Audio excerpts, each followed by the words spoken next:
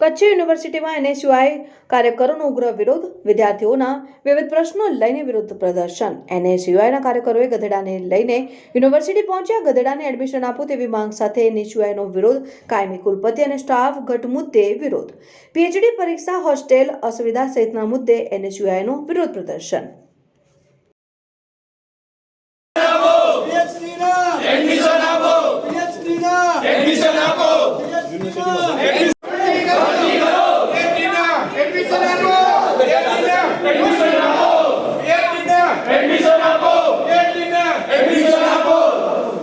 से बोल अल्लाह बोल विद्यार्थियों ना सम्मान मान